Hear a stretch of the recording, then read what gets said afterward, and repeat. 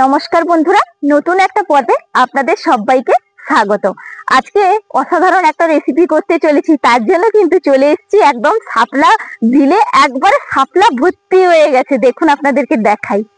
এই দেখুন পুরো বিলটা একদম শাপলায় ভর্তি। এখান থেকে আমি শাপলা তুলবো, প্রথমে নেমে পড়ি আগে।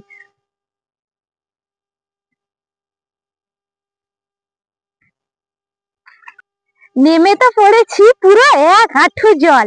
দেখুন এই যে সামনে একটা হয়েছে, এখান থেকে তুলে নিই।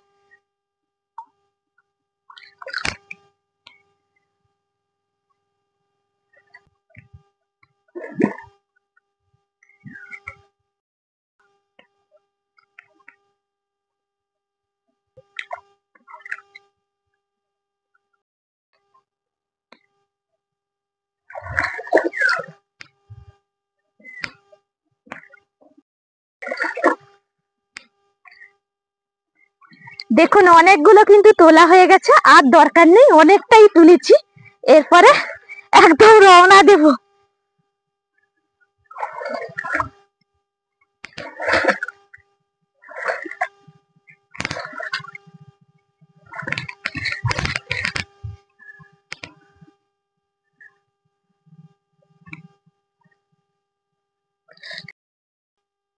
রান্নাঘরে চলে এসেছি, এরপর শাপলাগুলো কেটে নেব। দেখুন একদম টাটকা টাটকা ফুলগুলোও কিন্তু হয়েছে। এইভাবে একবারে তুলে আনলাম মাঠ থেকে, এইভাবে ছাড়িয়ে নিয়ে ছোট ছোট করে এইভাবে পিস করে নেব।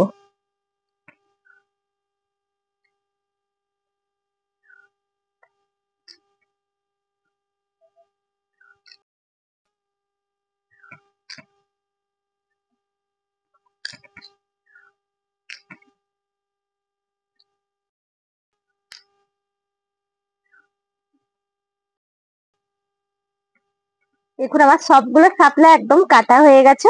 এরপর উনুনটা ধরিয়ে নেব।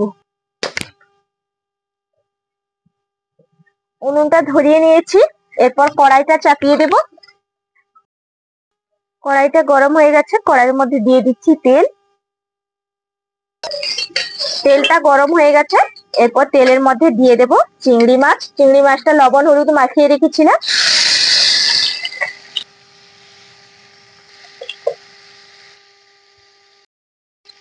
দেখুন চিংড়ি মাছটা আমার ভাজা হয়ে গেছে, এরপর আমি এটা তুলে নিচ্ছি।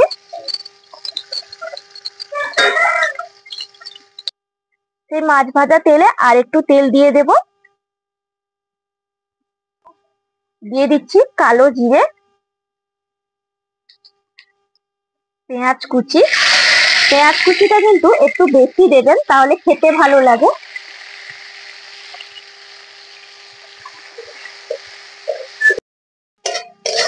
দেখুন পেঁয়াজটা ভাজা ভাজা হয়ে এসছে।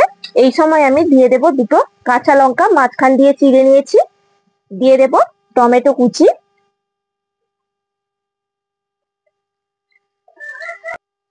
আদা বাটা, রসুন বাটা, দিয়ে দেব শুকনো লঙ্কা বাটা।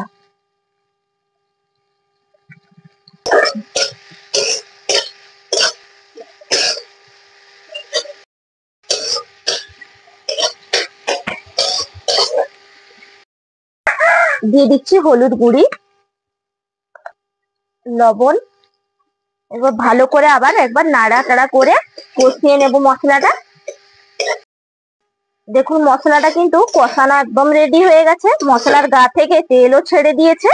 এরপর দেখুন আমি যে শাপলাগুলো কেটে রেখেছিলাম, জলের মধ্যে দেওয়া আছে, এই শাপলাগুলো জল থেকে তুলে নিয়ে আমি মশলার মধ্যে দিয়ে দিচ্ছি।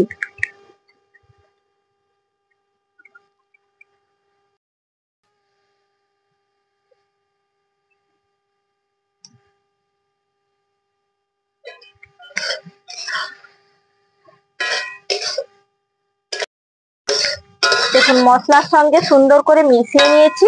এরপর আমি চিংড়ি মাছগুলো যে ভেজে রেখেছিলাম, ওপর থেকে চিংড়ি মাছগুলো দিয়ে দেবো। দিয়ে একটু নাড়াচাড়া করে নেব। এর মধ্যে কিন্তু একটুও জল ব্যবহার করব না, ভাপেই কিন্তু সেদ্ধ হয়ে যাবে নাড়াচাড়া করতে করতে। এরপর আমি ঢাকা চাপাটা দিয়ে দিচ্ছি। আর উনুনের আঁচ কিন্তু হালকা রেখেই রান্নাটা করতে হবে। তারপর ঢাকা চাপাটা একটু খুলে নেব। দেখুন ঢাকা চাপাটা খুললাম, আর দেখুন শাপলা থেকে কতটা জল বেরিয়েছে। একটুও কিন্তু জল ব্যবহার করিনি, এই জন্য বলেছিলাম যে একটুও জল ব্যবহার করা যাবে না, এই জলেই কিন্তু রান্নাটা হয়ে যাবে। দেখুন রান্নাটা কিন্তু একদম রেডি হয়ে গেছে, আর শাপলাগুলো সুন্দরভাবে সেদ্ধও হয়ে গেছে, একবারে সুসিদ্ধ হয়েছে। এরপর আমি নামানোর আগে দিয়ে দেব একটু চিনি দিয়ে দেব, তাহলে এখানে যদি শাপলার মধ্যে যে খার ভাবটা থাকে সেটা আর থাকবে না, খেতেও ভালো লাগবে। আপনারা না চাইলে নাও দিতে পারেন। এই চিনিটা মিশিয়ে নিই। আর দেখুন এই যে কাঁচের বয়ামে কিন্তু আমি যে নিজের হাতে সবজি মশলাটা বানিয়েছিলাম, এই মশলাটার ফ্লেভার কিন্তু অসাধারণ, যে কোনো রান্নার মধ্যে আপনারা ব্যবহার করতে পারেন। ঢাকা চাপাটা খুলে এখানে 1 চামচ ছড়িয়ে দেব। দেখুন ছড়িয়ে দিচ্ছি। এটা দিলে ফ্লেভারটা আরো অসাধারণ হবে, খেতেও দারুণ লাগবে। একটু নাড়াচাড়া করে নিচ্ছি। আর দেখুন কত সুন্দর হয়েছে, রেসিপিটা দেখেই তো জিভে জল চলে আসছে, আর পুরো সারা বাড়ি মমো করছে একবারে গন্ধে। দেখুন কত সুন্দর হয়েছে। এরপর আমি এটা নামিয়ে নেব।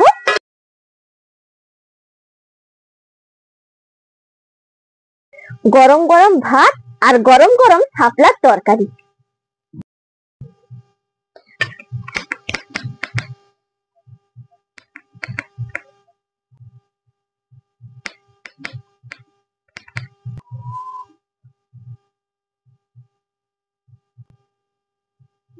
ভাতের সঙ্গে একটু মাখিয়ে নিয়ে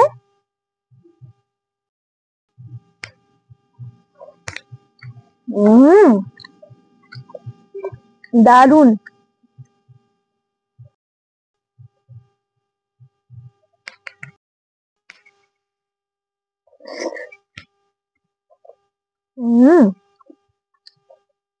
যেরকম স্বাদ হয়েছে পুরো পারফেক্ট রেসিপি, দারুণ লাগছে। আর যে সবজি মশলাটা দিয়েছি না, এত সুন্দর ফ্লেভার উঠছে।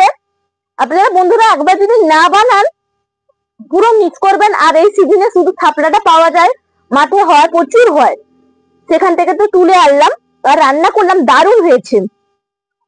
আজকে রান্নাটা এত ফাটাফাটি হয়েছে, আপনার দাদাভাই এলে চেটে পুটে খাবে একদম, এত সুন্দর হয়েছে। 1 থালা ভাত খাওয়া হয়ে যাবে এই শাপলার রান্না দিয়ে। আর সঙ্গে পড়েছে চিংড়ি মাছ। আর যারা এই সবজি মশলাটা যে আমি ব্যবহার করলাম রান্নাতে, যারা আপনারা এখনো পর্যন্ত দেখেননি, অবশ্যই দেখে ঝটপট করে সবজি মশলাটা বানিয়ে নেবেন আর শাপলাটাও তৈরি করে নেবেন, দারুণ হয়েছে।